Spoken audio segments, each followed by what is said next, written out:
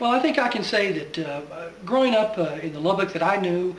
born in 1957 and then growing up in the 1960s, of course I was the child who it was, I guess if you could say, blessed or cursed with the curly hair of my mother and the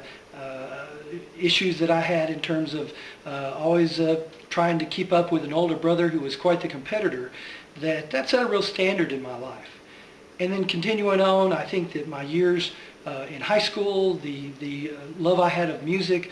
continuing this into college where I was a member of the Going Band from Raiderland, and always had a special place in my heart for music and the ability of knowing that no matter how well you played it last time, the next time was always going to be another chance. And then I think as I moved off and grew into my own self, moved to San Antonio, got my master's from St. Mary's University, then went to Indiana, where at Indiana State University I obtained my PhD. And I can tell you that with the weather that we've had this winter in Lubbock, that the 3 years I spent in Terre Haute, Indiana, taught me that it can be way worse. And so I know why I live in Lubbock, because of places that I've lived that were not quite to my liking. And then as I continued from there, I spent time in the VA system in Temple, Texas, worked in the VA hospital there,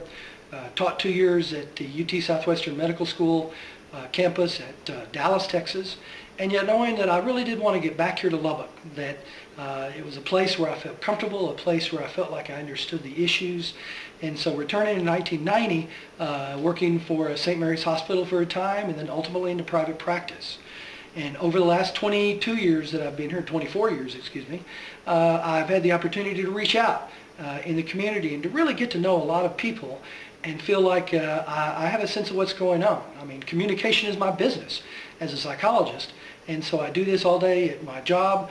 trying to understand the perspectives of other people. And I just feel like that with that background and the support of my family and my friends, that the community would be well served if they would feel comfortable in letting me assume the position on the city council, that I think that I can bring them what it is that they most want, which is a sense of passion, a sense of dedication, and certainly a sense of being driven. That much of the work that I've done, I certainly believe that the synthetic drug problem that we have in this city is a challenge. I wrote the paper that was then forwarded to the city council that they used to draft their ordinance. I think that I'm involved in battling many of the health problems that we have,